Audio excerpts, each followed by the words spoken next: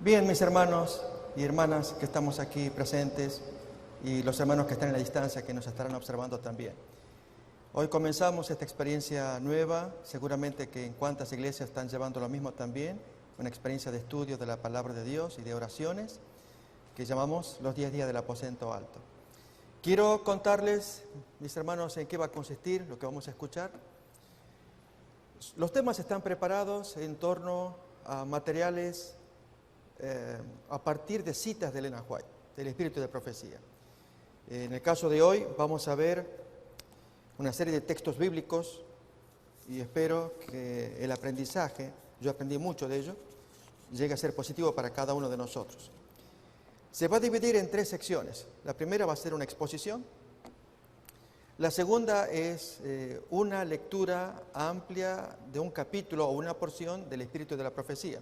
Van a variar los libros según los días. La tercera parte, pues, va a ser preguntas y respuestas en base a esas citas leídas, de modo que en el caso del día de hoy se graben las lecturas, los conceptos que son muy importantes, los tengamos presentes nosotros. Y luego, después de ello, de esas 3 partes, vamos a dedicar tiempo a las oraciones y también a los cantos. Y ya con ello vamos a concluir, ¿sí? Vamos a ver la imagen que tenemos aquí adelante. Seguramente lo pasan en la pantalla también.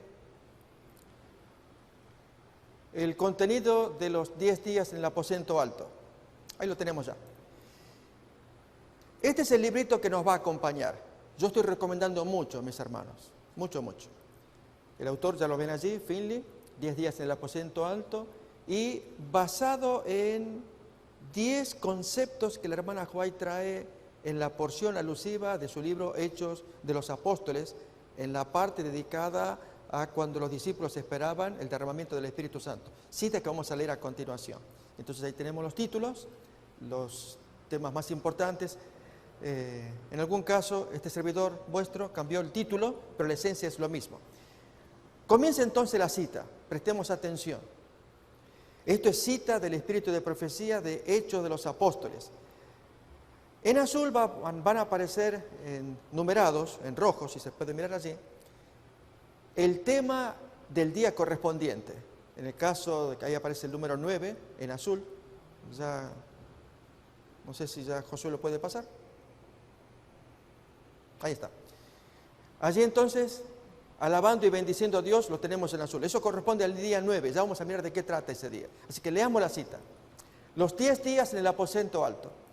Cuando los discípulos volvieron del olivar a Jerusalén, la gente los miraba esperando ver en sus rostros expresiones de tristeza, de confusión, de chasco.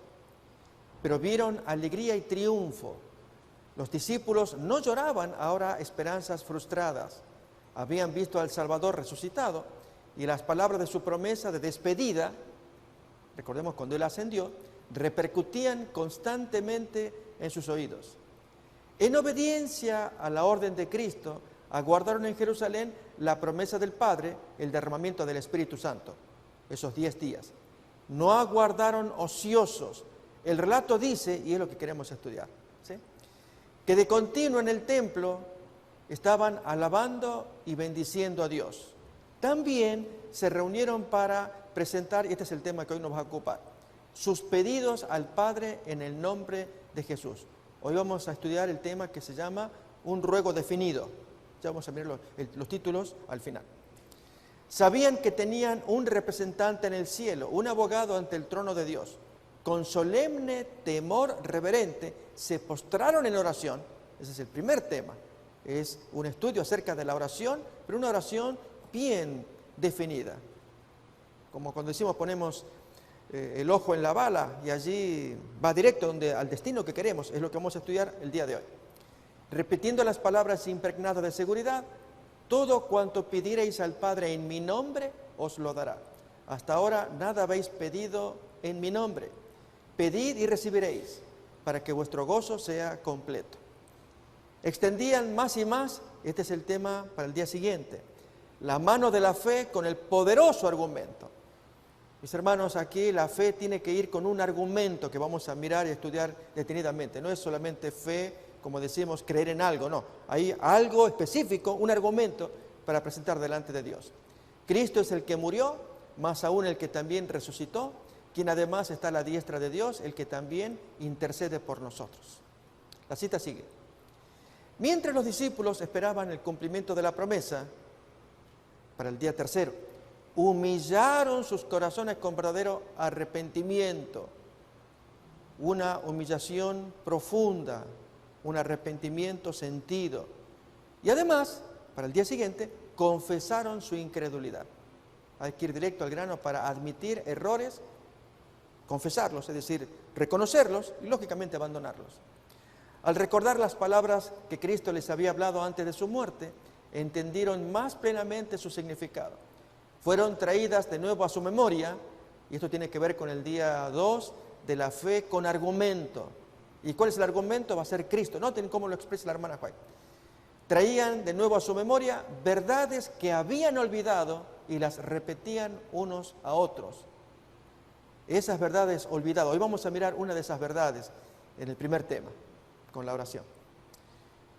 Y otra vez el día 3, lo de humillar y el arrepentimiento, se reprocharon a sí mismos el haber comprendido tan mal al Salvador.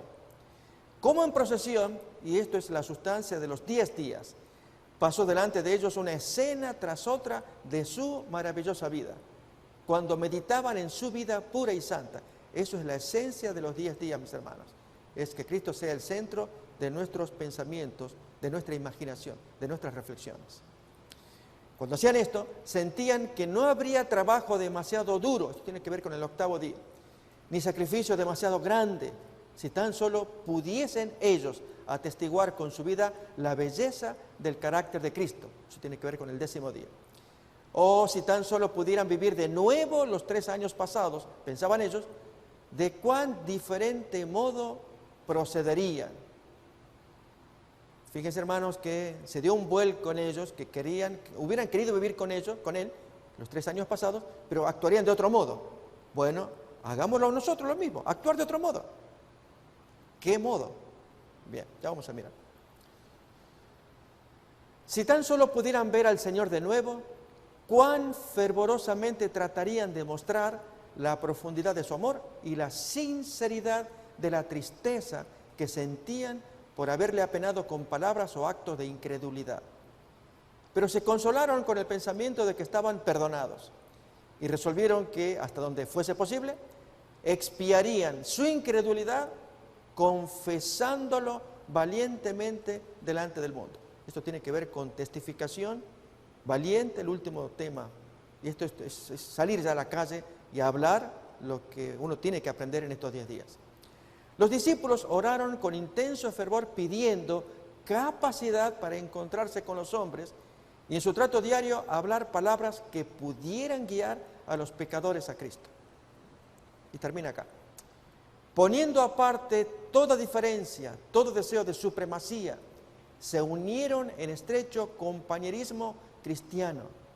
Se acercaron más y más a Dios. Y al hacer esto comprendieron cuán grande privilegio habían tenido al poder asociarse tan estrechamente con Cristo. La tristeza llenó sus corazones al pensar en cuántas veces lo habían apenado por su tardo entendimiento y su incomprensión de las lecciones que, para el bien de ellos, estaba el Señor procurando enseñarles. Estos días de preparación fueron días de profundo escudriñamiento del corazón. Fíjense, hermanos, esto es lo que tenemos que llevar adelante en estos 10 días. Escudriñamiento, es un examen bien personal y se van a dar las pistas de qué cosas hay que examinar. Los discípulos sentían su necesidad espiritual y clamaban al Señor por la santa unción que los había de hacer idóneos para la obra de salvar almas.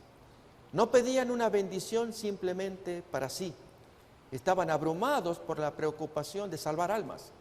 Comprendían que el Evangelio había de proclamarse al mundo y demandaban el poder que Cristo había prometido. Durante la era patriarcal, la influencia del Espíritu Santo se había revelado a menudo en forma señalada, pero nunca en su plenitud como iba a serlo ahora. Ahora, en obediencia a la palabra del Salvador, los discípulos ofrecieron sus súplicas por este don. Fíjense otra vez, ¿a dónde apunta la súplica? De allí lo del ruego definido. Y en el cielo Cristo añadió su intercesión. Acordémonos del incienso. Eso hace rica la oración humana. Reclamó el don del Espíritu para poderlo derramar sobre su pueblo. Y la cita termina: y como se cumplieron los días de Pentecostés, estaban todos unánimes juntos, y ya el resto ya conocemos. Ahí está la página, Hechos de los Apóstoles, 29 al 31. Esto, mis hermanos, vamos a examinar. Si ustedes lo permiten, lo vamos a repasar el sábado para beneficio de toda la hermandad, que todos puedan mirar esto. Y estos son los títulos. Ahí si queremos mirar también. Un ruego definido, que es el tema que hoy vamos a examinar. Y es un planteo diferente, hermano, por la cita. Así que esa cita que nos retumbe en el corazón. Hoy se va a escuchar algo diferente. Fue con argumento el segundo día. Genuino arrepentimiento. Confesión específica. Quinto día, rendición absoluta. Sexto, compañerismo estrecho. Séptimo, examen de conciencia. Octavo, un obrar diferente, sacrificado. Gozo y alabanza. Testificación valiente. ¿Sí? Muy bien.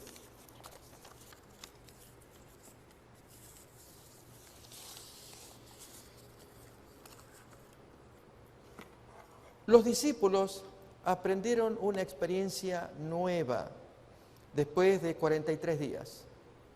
¿Qué es esto, hermanos? Voy a invitar a que abramos Hechos capítulo 1, versículo 14.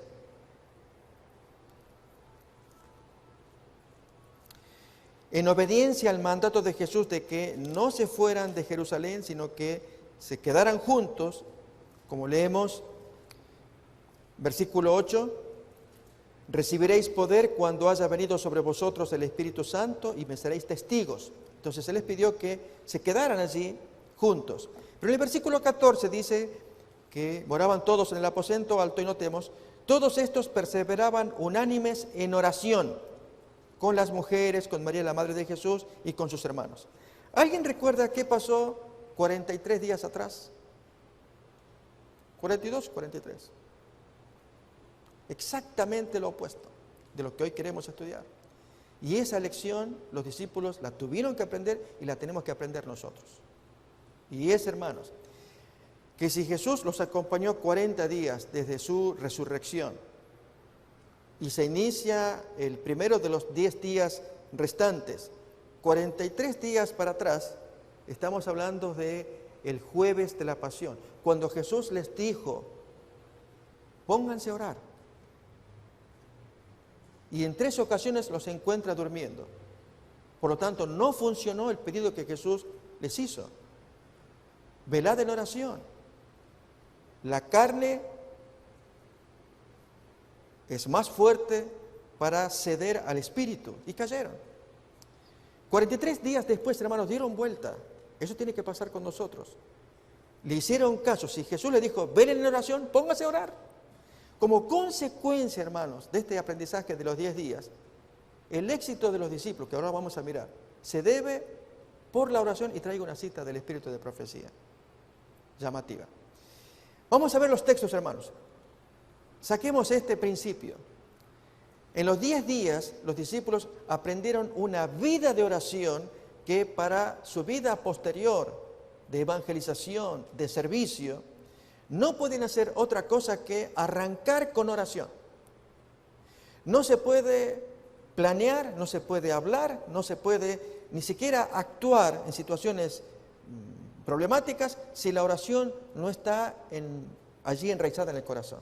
Miremos los ejemplos. Capítulo 2, 42. En otras palabras, en los 10 días del aposento alto, dieron vuelta a la triste experiencia de Getsemaní, en que no habían aprendido a orar. Noten, 2:42, y perseveraban en la doctrina de los apóstoles, la gente bautizada, en la comunión unos con otros, en el partimiento del pan y en las oraciones.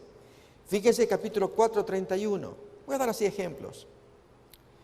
Cuando hubieron orado, oración que arranca desde el versículo 24, y ellos, habiendo oído la amenaza de los sacerdotes y del Sanedrín, alzaron unánimes la voz a Dios y dijeron, y ahí se desarrolla la preciosa oración. Cuando termina, versículo 31, Cuando hubieron orado, el lugar en que estaban congregados tembló y todos fueron llenos del Espíritu Santo y hablaban con denuedo la palabra de Dios. En otras palabras, aprendieron la experiencia siempre de orar. Miremos, pero hermano, vamos a ir a ver algo más.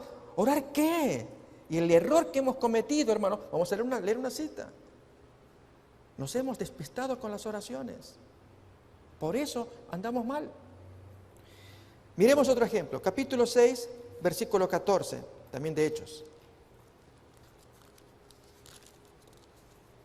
O sea, los textos que vamos a mirar ahora muestran el principio de que siempre hay que orar, pero ¿orar qué? Va a ser la pregunta que viene después.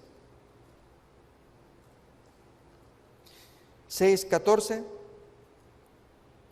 dice: pues le hemos oído decir que Jesús de Nazaret destruirá este lugar y cambiará... es el 6:4, no 14, 4. Y nosotros persistiremos en la oración y en el ministerio de la palabra. Los apóstoles pues piden la colaboración de esos diáconos, 7 varones, para que ellos se dediquen. Y hermanos, esa expresión, alguno puede pensar, oh, qué cómodo, van a orar allí, esos, no sé, además de orar, que se ponen a conversar. No, no es eso, hermanos.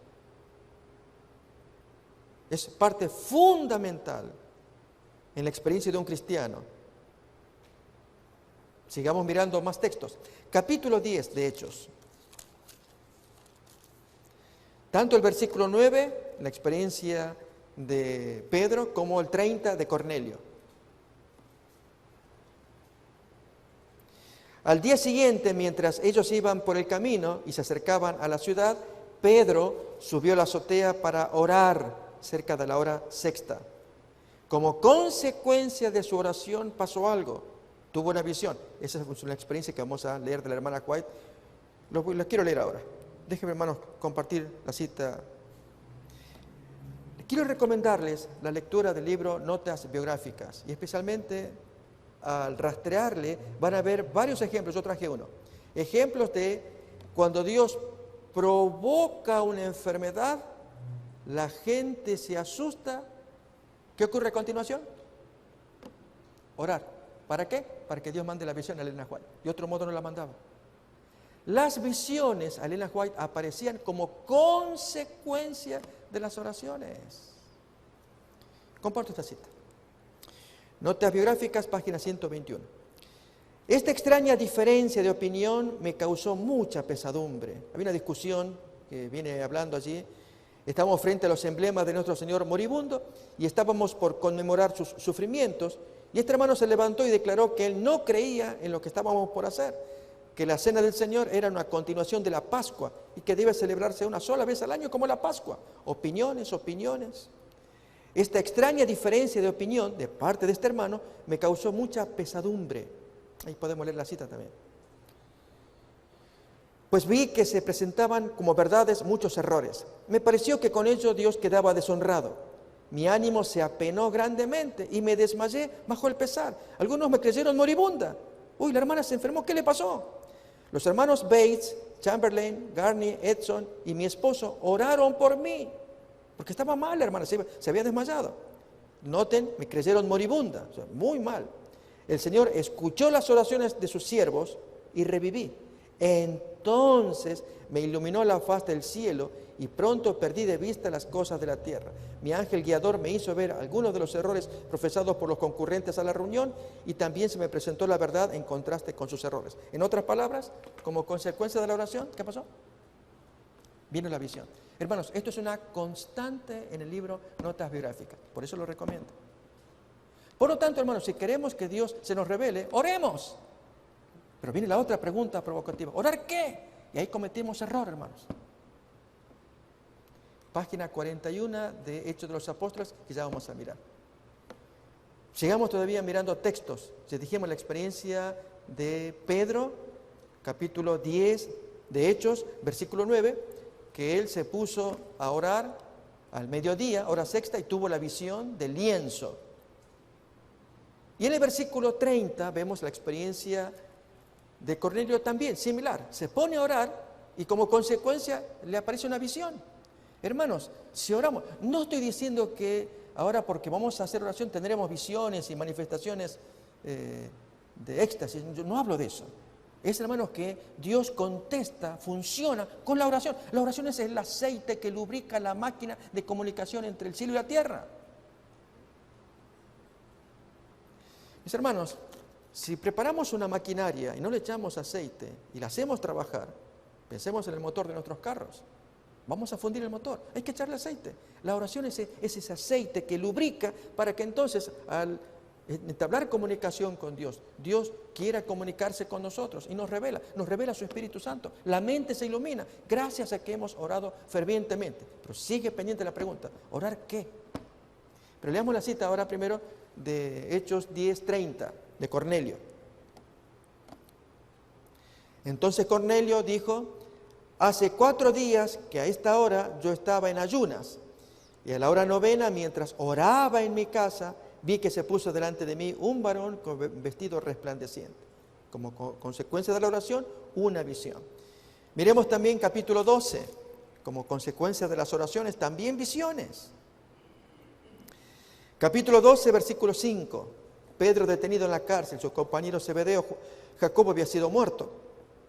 Así que Pedro estaba custodiado en la cárcel, pero la iglesia hacía sin cesar oración a Dios por él. Y llevó casi una semana orar. Tal vez alguien diría, pero ¿y por qué no le contestó inmediatamente? No, hermanos, Dios sabe. El texto nos dice, hermanos, que el rey Agripa lo iba a sacar al final de... ¿Cuánto dura la fiesta completa de la Pascua? ¿Cuánto? Es la Pascua, que es una noche, y viene ¿qué cosa? El sábado solemne, el primero, ¿de qué? El segundo sábado solemne que ¿termina qué? Los panes ácimos. Dura 7 días. Por lo tanto, al cabo de la semana. Y esta gente ora. Dios va a contestar, no, quiero que oren. Y hermanos, al cabo de los 7 días, ya cuando finalmente pasó la fiesta de los panes ácimos, terminó la fiesta judía, ahora sí a matar a Pedro. Y antes de que ocurra eso, Dios oye la oración de su pueblo y envía a su ángel. Miremos, voy a invitar.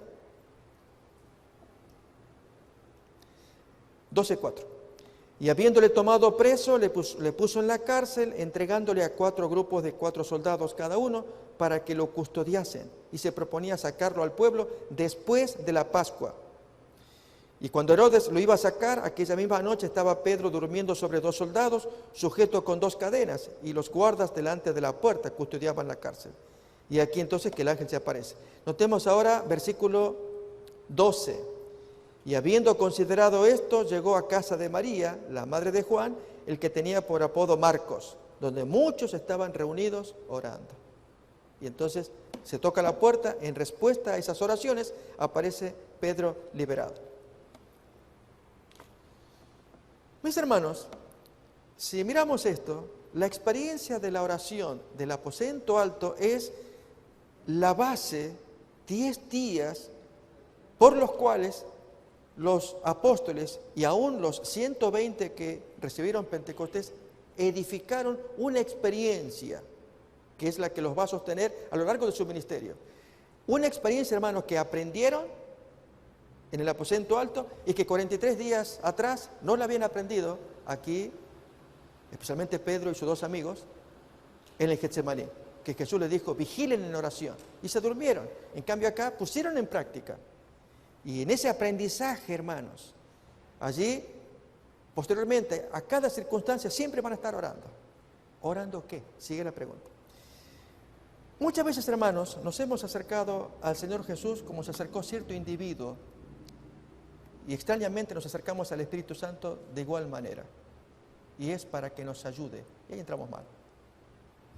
Jesús va más allá que dar una mano, dar un auxilio. Es cierto que al comienzo pueden venir personas a la iglesia y entonces traban contacto y nos dicen, mira, yo necesito que oren por mí, que Dios me ayude. Expresiones que solemos escuchar. Entonces vienen a pedir un favor de parte del cielo. Dios puede tolerar eso. Pero vamos a aprender, hermanos, a la luz del texto de Lucas capítulo 12, que el Señor espera más. Él no es un mero proveedor de soluciones temporales. Lucas capítulo 12. porque en la forma en cómo nos acercamos a Jesús, curiosamente, nos acercamos al Espíritu Santo, y ya vamos a leer la cita de Hechos de los Apóstoles, página 41. Ya lo vamos a mirar.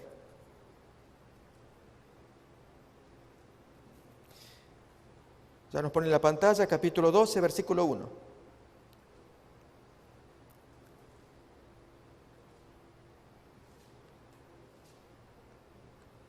Ahí está. En esto, juntándose por millares la multitud, tanto que unos a otros se atropellaban, comenzó a decir a sus discípulos primeramente: guardaos de la levadura de los fariseos, que es la hipocresía, porque nada hay encubierto que no haya de descubrirse, ni oculto que no haya de saberse. Fíjense, hermanos, que la multitud es tanta que se atropellan. Ahora, uno de la multitud, voy a invitar a leer versículo 13 ahora, sigue todo el relato, pero leemos ahora en el versículo 13.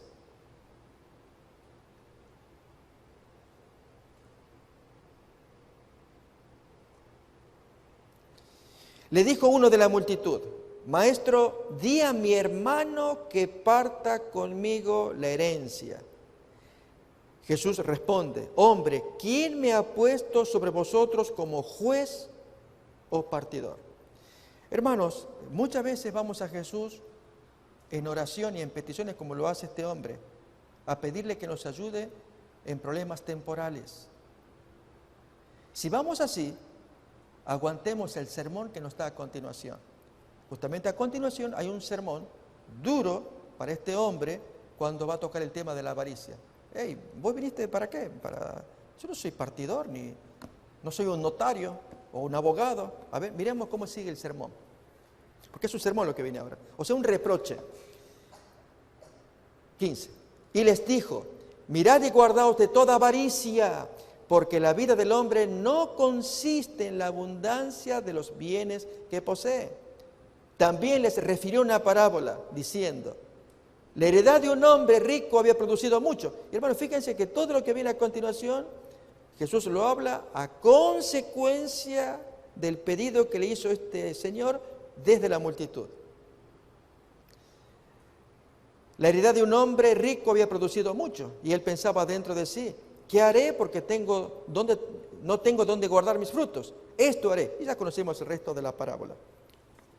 Si aprendemos el principio, hermanos, este hombre tomó a Jesús para su solución de problemas temporales. Voy a pedirle a Josué que me ponga Hechos de los Apóstoles, la página 41, a partir de la cita: el transcurso del tiempo no ha cambiado en nada. La cita. Ahora podemos leer todos. ¿Por qué, hermanos? Porque en la forma en cómo nos acercamos a Jesús, así también nos acercamos al Espíritu Santo. Y es que nos ayude. El ruego definido del cual vamos a estudiar ahora no tiene que ver con problemas temporales. Es específicamente pedir al Espíritu Santo para que termine la predicación. Si estamos embarcados en su reino, entonces Dios va a tomar interés en nuestros asuntos menores. Bien, mientras nos buscan la cita, la leo.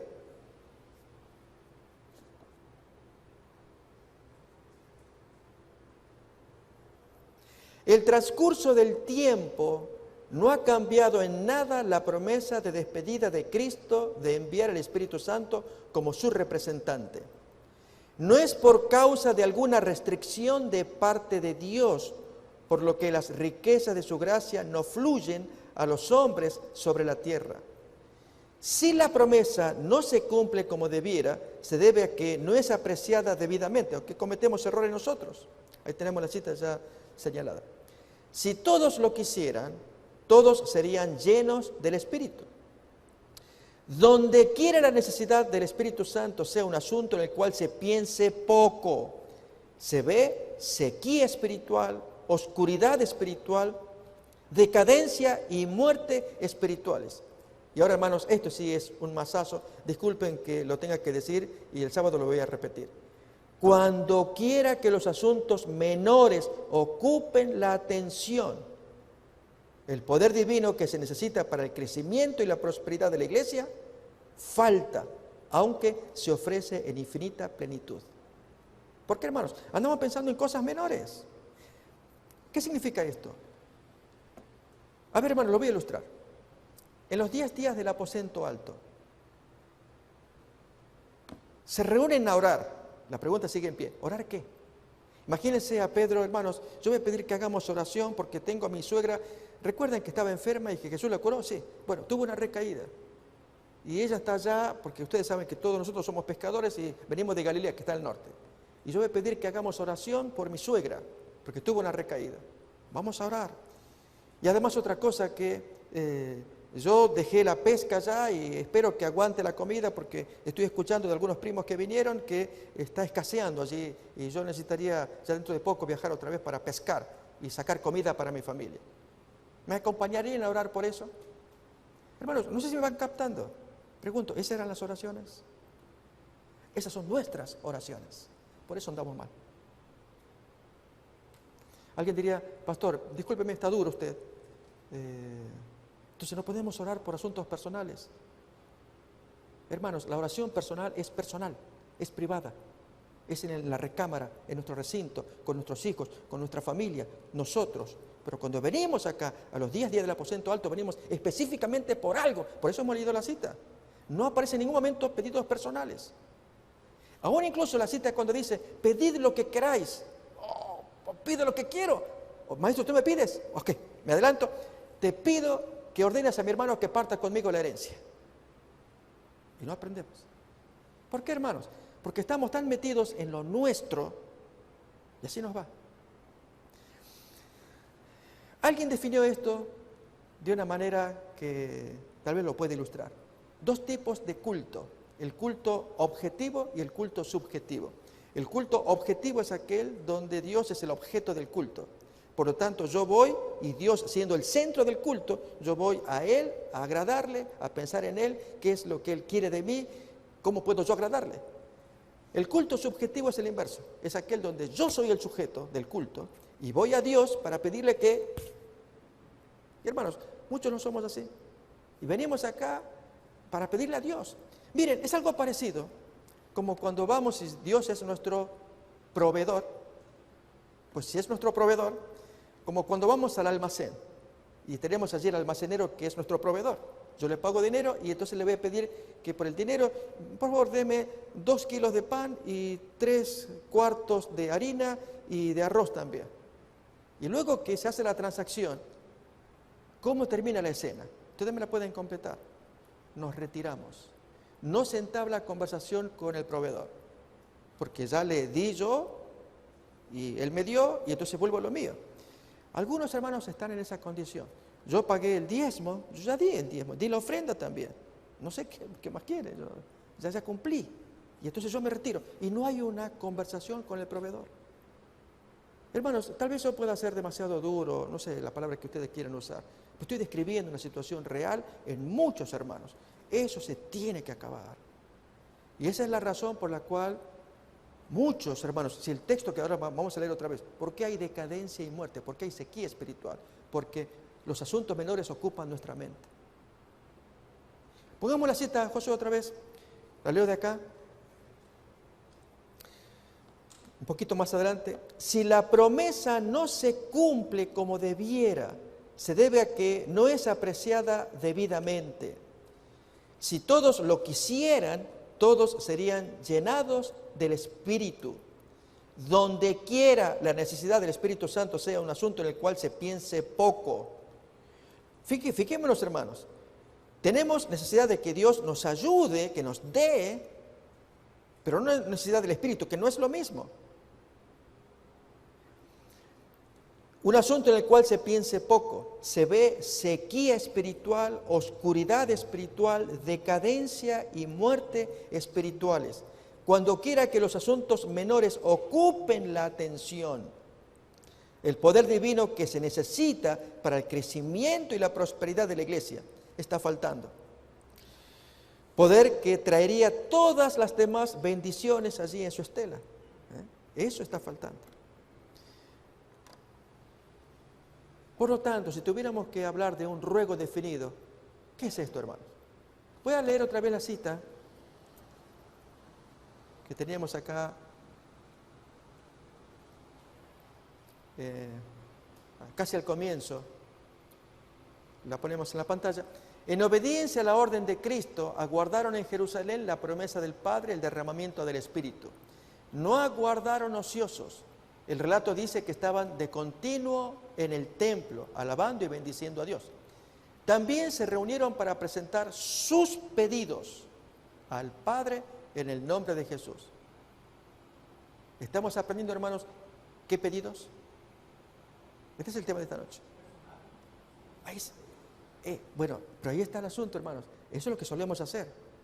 La pregunta es, los discípulos, ¿qué pedidos hacían? Y en la cita vemos, hermanos, que a la memoria venían recuerdos de cómo habían tratado duramente al maestro en los 3 años. Y que si pudieran darse vuelta esos 3 años, ¿cómo lo tratarían? Y que cuánta cosa que les enseñó. Hermanos, estaban tan saturados que las necesidades secundarias, que son válidas, hermanos, pasan a segundo plano. Los pedidos que vamos a ver acá tienen que ver, hermanos, en los 10 días de la promesa que Jesús les dijo: ustedes quédense acá, reciben poder. Y hermanos, es cuando uno conversa con el otro, ¿a qué se refirió el maestro? ¿De qué se trata esto? Y cuando viene el poder, hermanos, ellos predican, hablan, es lo que estamos necesitando en la iglesia. Pero más lo hemos hecho personal. Sigo leyendo. También se reunieron para presentar sus pedidos al Padre en el nombre de Jesús. Este es un primer punto, hermanos. Yo voy a pedir que no juzguemos a nadie, pero estemos atentos todos. Hay hermanos o hermanas que cuando oran omiten, tal vez inconscientemente no se dieron cuenta. No son claros al mencionar el nombre del intercesor y la razón de la oración, y es que hay un intercesor de por medio. Déjenme ilustrarlo. Imaginemos que hay una persona que está con grave problema legal. Aquí es como asunto de inmigración. Y entonces, este individuo pues le llegó una carta donde le piden que se presente porque su situación legal está complicada. Entonces, ¿qué hace el individuo? Va a ir a visitar una barra de abogados, a un lugar donde hay abogados. Y cuando él va, hermanos, ¿a qué va? No va a conversar y a gastar el tiempo, va directamente a ver al abogado que le interesa, ya le dieron el nombre, y luego que va al abogado, le plantea el problema, ¿y qué ocurre después? ¿Va el individuo a quejarse a inmigración? Deja en manos del abogado defensor. Doctor, usted me puede apadrinar, me puede representar, es usted, yo confío en usted, le di todos mis papeles necesarios para que usted me defienda. Déjame. Ahora tú no les contestes más, déjame que yo actúe. Hermanos, eso es orar en el nombre de Jesús. Él es el que nos defiende. Pero la más de las veces, cuando hemos orado, hermanos, al omitir el nombre del abogado, encaramos directamente el problema. Pero nuestro Padre nos ama, Él nos tiene que escuchar, Él es bueno, nos va a defender. Hermanos, con Dios no habría problema. Es el enemigo que saca delante del Padre nuestras culpas por las cuales las oraciones se retrasan, que somos indignos. Si está el abogado defendiendo, hermanos, es él el que nos representa ante el Padre. Nos confiamos demasiado en nuestra fuerza, ignorando que tenemos un enemigo formidable, llamado Satanás, el fiscal, así lo presenta Apocalipsis capítulo 12, que va a anular cada petición personal que le vemos al Padre, sin abogado. ¿Se entiende esto? Por eso acá dice claramente, pidan en mi nombre. La hermana White, en el Camino a Cristo, menciona que nuestras oraciones deben ser precedidas al comienzo y al final, usando la expresión de Jesús, en el nombre de Jesús. Tanto al comienzo como al final. Así debiéramos orar. Más todavía. Sabían que tenían un representante en el cielo, un abogado ante el trono de Dios. Con solemne temor reverente se postraron en oración, repitiendo las palabras impregnadas de seguridad. Todo cuanto pidierais al Padre en mi nombre, os lo dará. Hasta ahora no habéis pedido nada en mi nombre. Pedid y recibiréis para que vuestro gozo sea cumplido. Extendían más y más la mano de la fe con el poderoso argumento, Él es el que murió por nosotros. Sigue todavía siempre en pie, hermanos. ¿Qué pedidos? Y si seguimos mirando, repasando la cita, un poco después, vamos a ver, hermanos, que no aparece el tema personal, o sea, pedidos personales. A lo sumo son pedidos de, tú me perdonas cómo te traté. La forma en cómo dijiste las cosas. Por ejemplo, yo te ofendí porque tú le hablaste al maestro que quería hacer ahí, trajiste a tu madre. ¿Te acuerdas, Juan? Y tú también, Jacob. Para ser los primeros. Yo me ofendí. Y un poco más, no sé, dije a los compañeros, te pido que me disculpes. Ese tipo de oraciones, hermanos. Eso el Espíritu Santo está removiendo en el corazón. Todas esas cosas. Pero nos hemos desviado a los pedidos personales. La cita la hemos leído, hermanos. Hechos de los Apóstoles, página 41. Cuando quiera que los asuntos menores ocupen nuestra atención. Así hemos leído. Leo acá, miren.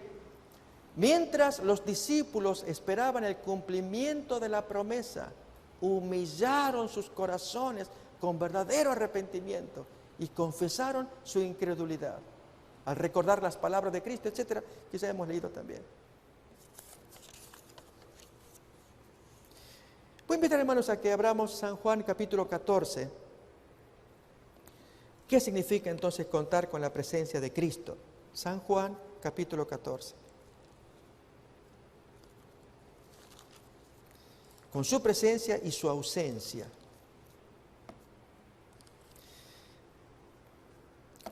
Versículo 16 y el 26, la promesa que él hace del Espíritu Santo. Yo os rogaré al Padre y os dará otro consolador para que esté con vosotros para siempre. Y el 26, mas el consolador, el Espíritu Santo, a quien el Padre enviará en mi nombre, él os enseñará todas las cosas y os recordará todo lo que yo os he dicho. Esa es la labor del Espíritu Santo. Pero fijémonos en el capítulo 16 ahora, cómo Jesús se refiere a él como que fuera un otro Jesús. A ver, miren, capítulo 16, versículo 4, segunda parte. Esto no os lo dije al principio porque yo estaba con vosotros, pero ahora voy al que me envió y ninguno de vosotros me pregunta ¿a dónde vas? Antes, porque os he dicho estas cosas, tristeza ha llenado vuestro corazón. Pero yo os digo la verdad. Os conviene que yo me vaya, porque si no me voy, el Consolador no vendría a vosotros, pero si me voy, lo enviaré. Luego de describir la obra que haría el Consolador, versículos del 8 al 11, pasamos al 12. Aún tengo muchas cosas que deciros, pero ahora no las podéis sobrellevar. Pero cuando venga el Espíritu de verdad, Él os guiará a toda la verdad, porque no hablará por su propia cuenta, sino que hablará todo lo que oyere y os hará saber las cosas que habrán de venir. Él me glorificará, porque tomará de lo mío y os lo hará saber. ¿Qué dice Jesús con esto, mis hermanos? Que el Espíritu Santo es el otro Jesús. Ahora vamos a leer las citas, ya se van a preparar un ratito. Y es que Jesús estaba estorbado por su presencia corporal. Físicamente no los podía abarcar a todos. Tenía muchas cosas más que enseñar, pero enviaría al otro yo, igual que Jesús, pero despojado de impedimento físico, de carne como era Jesús. Y Él estaría con todos y que iba a enseñar, iba a continuar la labor de Jesús. Por lo tanto, hermanos, en la forma en cómo nos acercamos al Espíritu Santo, debe ser tan solemne, tan agradable como nos acercaríamos a Jesús, no como hizo aquel señor pedía que Jesús ordenara allí al hermano que partieran bien la herencia. No, la forma en cómo nos acercamos a Jesús es distinto. ¿Sí? Maestro, tú visitas mi casa, imaginemos a Zaqueo cuando Jesús pidió posar en la casa, cuando fue a la casa de Jairo, y así, si Jesús fuera a nuestros hogares, ¿qué haríamos con Él? ¿Cómo gastaríamos el tiempo con Él? ¿Sí? Bueno, así con el Espíritu Santo. Y si pedimos al Espíritu Santo, ¿de qué cosa vamos a hablar? Y especialmente, hermanos, en los 10 días, yo quiero ser claro, no es que descarte o desestime la oración privada personal, sino que digo, tiene su lugar. Y su lugar es en nuestros hogares y en nuestro fuero personal. Pero como comunidad, en los 10 días, intensamente, por el otro Jesús, que venga acá y nos enseñe qué cosas hay que hacer. Voy a invitar entonces a que leamos desde la página 622. Esta es la segunda parte del tema de hoy, de deseo de todas las gentes. Y haremos las preguntas respectivas también. Página 622.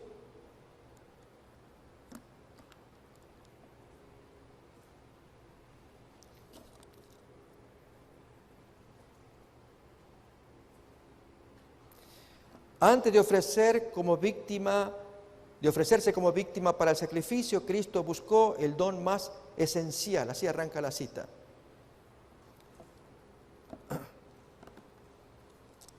Ahí la ponemos en la pantalla para que la podamos leer todos.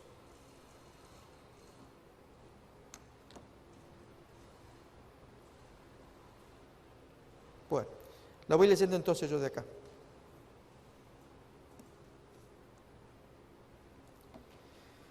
Escuchemos, hermanos.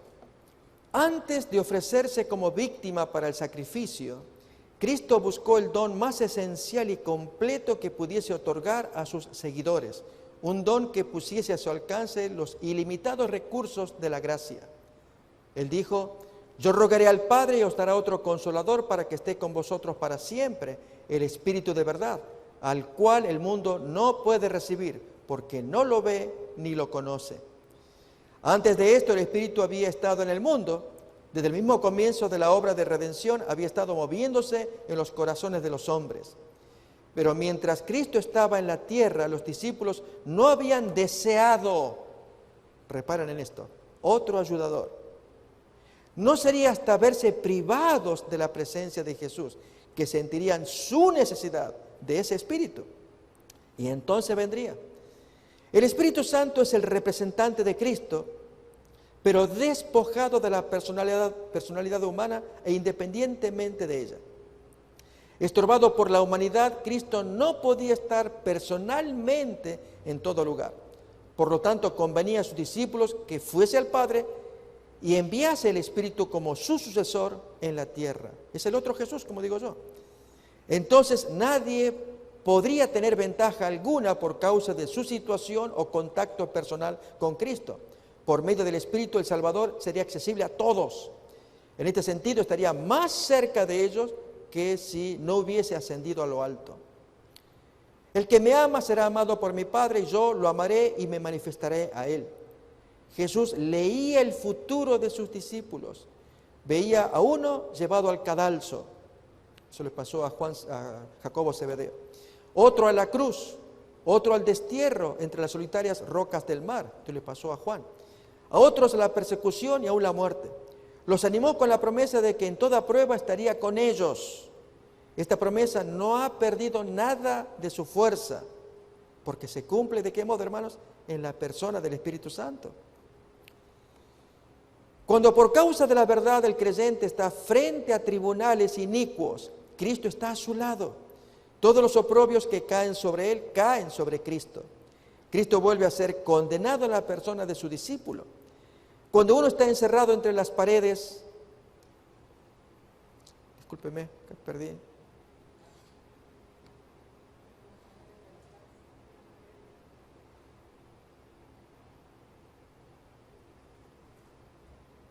De la cárcel, Cristo cautiva el corazón con su amor. Cuando uno sufre la muerte por causa suya, Cristo dice: yo soy el que vivo y estuve muerto, mas he aquí que vivo por los siglos, y tengo las llaves de la muerte y del Hades, para darle esperanza a ese hombre creyente. La vida sacrificada por mí es preservada para la gloria eterna. En toda ocasión y todo lugar, en todas las tristezas y aflicciones, cuando la perspectiva parece sombría y el futuro nos deja perplejos, y nos sentimos impotentes y solos, se envía el Consolador en respuesta a la oración de fe. Las circunstancias pueden separarnos de todo amigo terrenal, pero ninguna circunstancia ni distancia puede separarnos del Consolador celestial. Donde quiera que estemos, a donde quiera que vayamos, siempre está a nuestra diestra para respaldarnos, sostenernos, levantarnos y animarnos. Los discípulos todavía no comprendían las palabras de Cristo en su sentido espiritual, y Él volvió a explicarles su significado. Por medio del Espíritu, dijo, se manifestaría a ellos. El Consolador, el Espíritu Santo, a quien el Padre enviará en mi nombre, Él os enseñará todas las cosas. Fijémonos, hermanos, es una persona. Y tener el Espíritu Santo es tener a Cristo. ¿O cómo tener a Cristo? Solo que está despojado de carne. ¿Y quién no desea tener al Maestro al lado de uno? Ya no dirán, no puedo comprender. Ya no verán oscuramente como por un espejo. Aún, hermanos, si algún hermano o hermana dijera, discúlpeme, pero no puedo entender, no me entra, no entiendo. Oremos, hermanos, por el Espíritu Santo. A ver, pastor, explíquele. Lógico, voces humanas hacen falta para explicar, pero será porque no tenemos comunión con el Espíritu. Si estuviera el maestro al lado, le diríamos, mira Pedro, no me explique, déjame acá, tengo al maestro que me va a enseñar a, no sé, algo que él, dijo el fariseo tal cosa y quisiera que el maestro me lo explique. Lógico, quizás porque estamos acostumbrados a lo sensorial. Lo vemos y entonces está Jesús acá. Pero como no vemos al Espíritu Santo, queremos que el hermano me explique por qué. No, hermanos, tenemos acá el Espíritu Santo. Podrán comprender con todos los santos cuál es la anchura, la longitud, la profundidad y la altura, y de conocer el amor de Cristo que excede a todo conocimiento. Los discípulos debían dar testimonio de la vida y obra de Cristo, y este es el principal objetivo, hermanos, de los 10 días del aposento alto. Si Jesús llega a ser una parte tan íntima de cada uno, y empezamos a entenderlo, como ocurrió con el estudio de la profecía de Isaías 53, que empezamos a mirarlo, a verlo, luego tanto profecía como su cumplimiento. Y esto que se meta tan adentro, que es lo que se comparte afuera.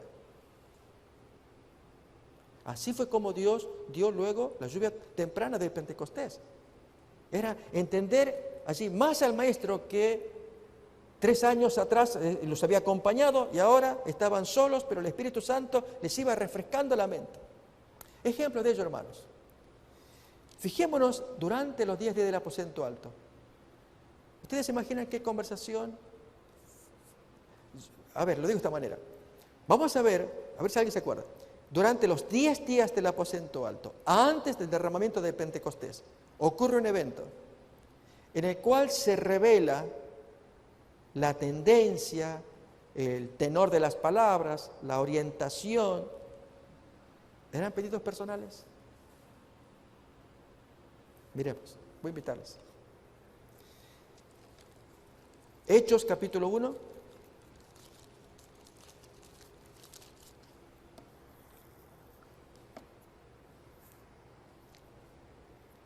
Versículo 15. Durante los 10 días del aposento alto.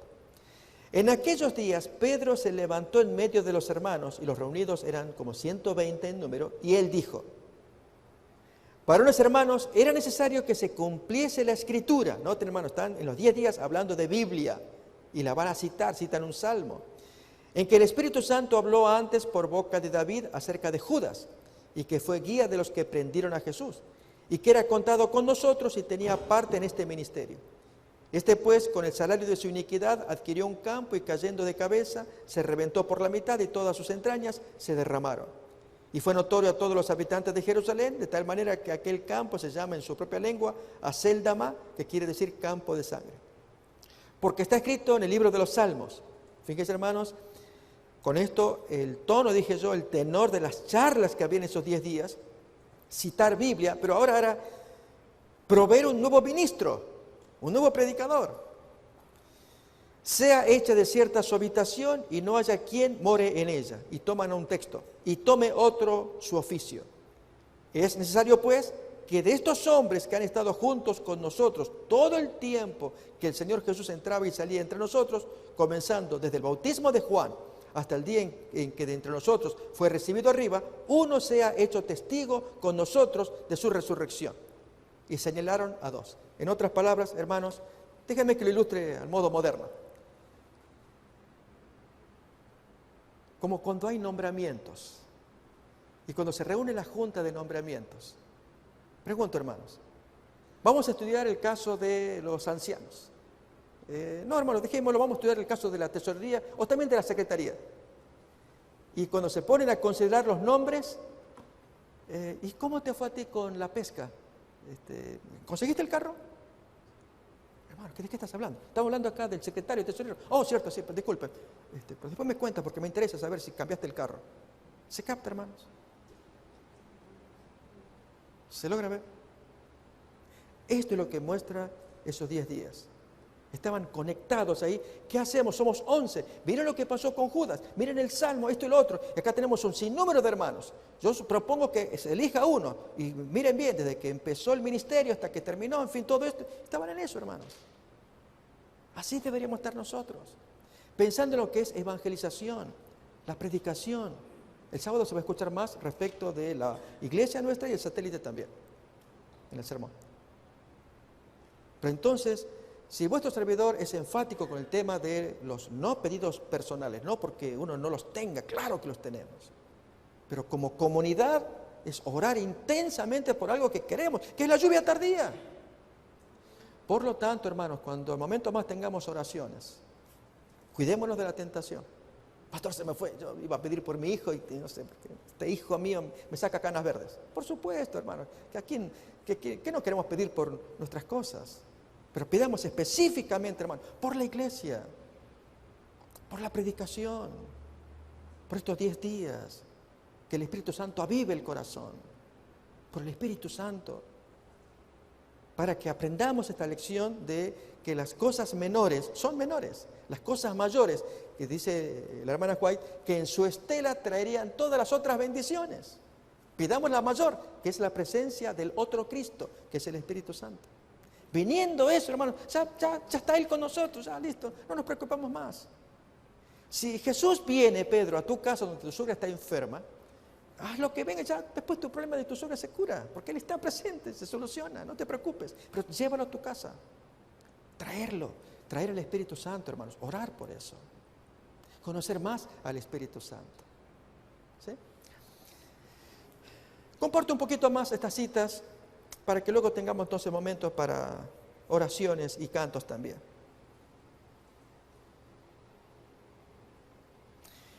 Leo acá, Jesús continuó, aún tengo muchas cosas que deciros, pero ahora no las podéis sobrellevar.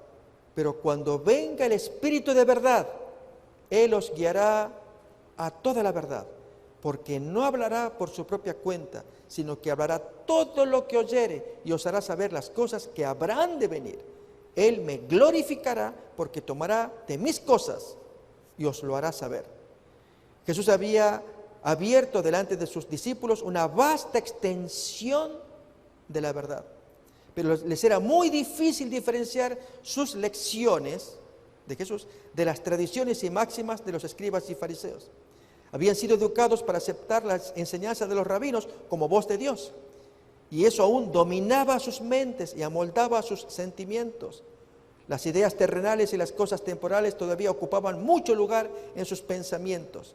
No entendían la naturaleza espiritual del reino de Cristo, aunque Él se los había explicado tantas veces. Sus mentes se habían confundido. No comprendían el valor de las escrituras que Cristo presentaba. Muchas de sus lecciones parecían no hallar cabida en sus mentes. Jesús vio que no comprendían el verdadero significado de sus palabras.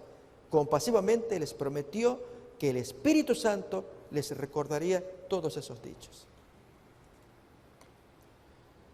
¿Cómo nos sentimos, mis hermanos, después de estas reflexiones? Quisiera concluir. Les hago algunas preguntas y podemos responderlas de las lecturas que hemos tenido,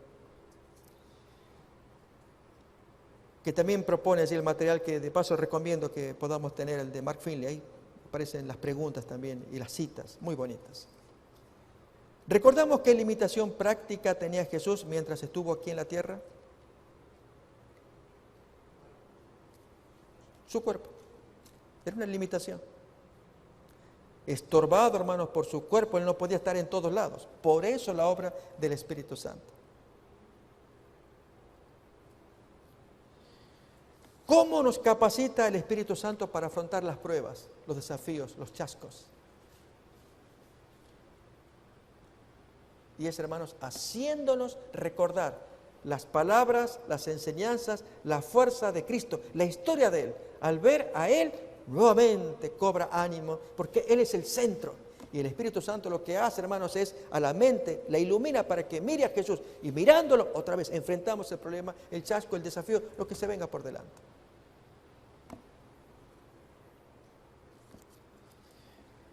Una razón por la cual se llama el Espíritu Santo Espíritu de verdad. Esta fue una de las últimas citas que se leyó. El Espíritu de verdad os guiará a la verdad.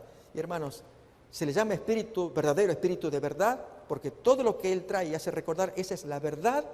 Aunque Jesús, hermanos, como Él dice, tengo mucho más que decirles, pero ustedes no lo pueden aguantar. Cuando venga el Espíritu de verdad, les hará recordar y enseñará. No cosas nuevas, porque va a enseñarles lo que yo ya he enseñado.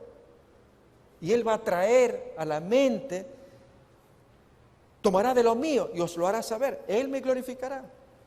Por lo tanto, hermanos, el Espíritu Santo cumple su función de exaltar la persona de Jesús.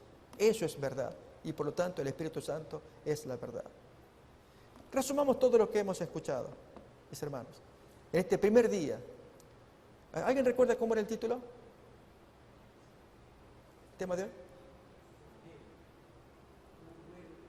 Un ruego definido. Dos asuntos, hermanos. En el nombre de Jesús, en el nombre del abogado. Siempre oremos así. Nunca olvidemos el nombre del abogado. Yo recuerdo, hermanos, en mis tiempos, cuando yo necesité el abogado para inmigración, ya sabía el nombre, fui a verlo, a consultar, depender de él, era entregarme a él. ¿Sí? Abogado en el que uno dependa, ese es Jesús. Y cuando nosotros nos dirigimos al Padre, siempre vayamos con el abogado. No porque el Padre no nos ame, sino que tenemos un abogado fiscal que nos va a hundir si es que se lo permitimos. Y el otro asunto, hermanos, para recordar, un ruego definido, ¿cuál es? ¿Qué vamos a orar? Muy bien. Y es orar no por las cosas de orden pequeño, dice la hermana White, sino orar por ese Espíritu Santo, quien trae en su estela las demás bendiciones. Y entonces, para que no haya sequía, muerte, orar por el Espíritu Santo. Y en los 10 días del aposento alto nos imaginamos, hemos leído recién, de Pedro dirigiendo al grupo que hace falta aquí en esta lista de los 12 discípulos allí, el nombramiento. Dediquémonos a eso, hermanos. Oremos por eso. ¿Sí? Así que vamos a continuación, voy a pedir que nos separemos en grupos de oración y concluimos con cantos también al final. ¿Sí? Podemos hacer tal vez 3 grupos, así los números que estamos. Separémonos en 3 grupos de oración, hermanos. Hagan un esfuerzo, no oren por cosas personales, oren pongan en su mente, ustedes hundan su mente en el Espíritu Santo. Todo lo que la iglesia necesita, todo lo que la causa necesita, el poder de Dios para nosotros, que se termine la predicación, que haya un revivamiento en la iglesia. Cuánto asunto hermoso por el cual podemos orar.